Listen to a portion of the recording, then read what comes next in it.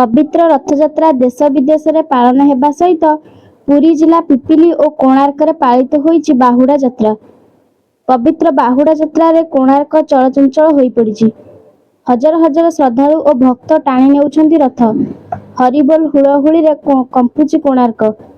Police पक्षरु सुरक्षा कड़ाकड़ी करा जायतिबा बेले अग्निशम विभाग मेडिकल टीम मध्य उपस्थित थिबा देखिबाकू मिलिछि। खाली सेतिकी नुहे, देवदेवी नृत्य रे कंपिछि बड़दाण्ड।